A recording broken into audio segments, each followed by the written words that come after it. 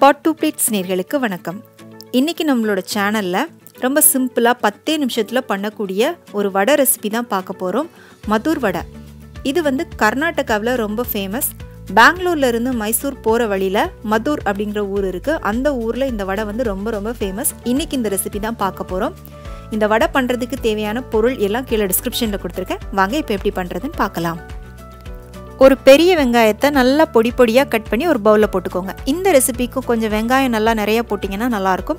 இதோடவே 2 பச்சை மிளகாவை நல்லா பொடியா கட் பண்ணி போட்டுக்கோங்க. அடுத்ததா ஒரு 1/4 இன்ச் அளவுக்கு இஞ்சியை துருவி போட்டுக்கோங்க. கொஞ்சமா கொத்தமல்லி இலையை பொடியா கட் பண்ணி போட்டுக்கோங்க. இதோட ஒரு 1/2 டீஸ்பூன் அளவுக்கு சீரகம் போட்டுக்கோங்க.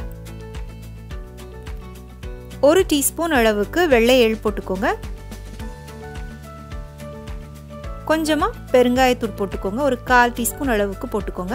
ஒரு 1/2 டீஸ்பூன் மிளகாய்த்தூள் உங்களோட காரத்துக்கு ஏற்ற மாதிரி நீங்க போட்டுக்கோங்க. போட்டுட்டு இது எல்லாத்தையும் முதல்ல கொஞ்சம் நல்லா கலந்து விட்டுக்கோங்க.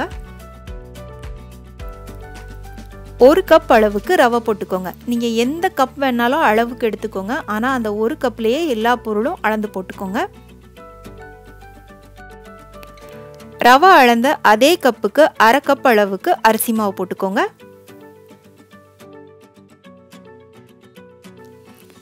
1/4 கப் மைதா மாவு போட்டுக்கோங்க.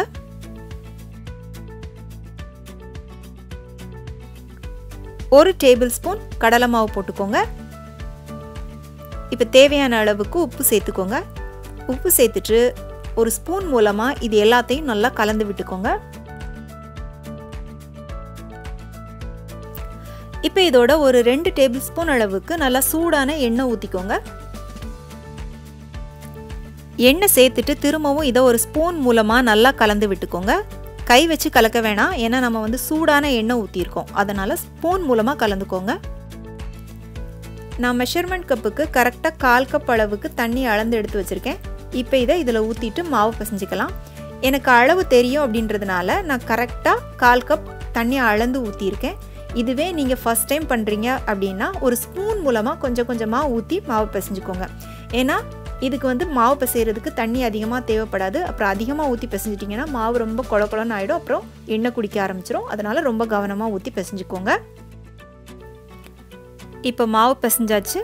இப்போ இது எப்படி வடை தட்டுறது அப்படின்னு நான் காமிக்கிறேன். முதல்ல கையில் ஒரு சொட்டு அளவுக்கு எண்ணெய் தேய்ச்சிட்டு நல்லா கை ஃபுல்லாக தேய்ச்சிக்கோங்க. இப்போ ஒரு பெரிய எலுமிச்சம்பழ அளவுக்கு மாவு எடுத்துட்டு உங்கள் உள்ளங்கையில் வச்சு நம்ம மசால் வடை தட்டுற மாதிரி நல்லா தட்டிக்கோங்க. ஆனால் மசால் வடையை விட நல்லா கொஞ்சம் தட்டையாகவே நீங்கள் இதை தட்டிக்கணும். இப்போ கையில் இந்த மாதிரி தட்டை வராது அப்படின்னு நினைக்கிறவங்க வாழை இலை இல்லைன்னா ஏதாவது தட்டு இல்லை ஏதாவது பிளாஸ்டிக் கவரில் தட்டிட்டு நீங்கள் அதுக்கப்புறமா அதை எண்ணெயில் போட்டு வடை சுட்டு எடுத்துக்கலாம்.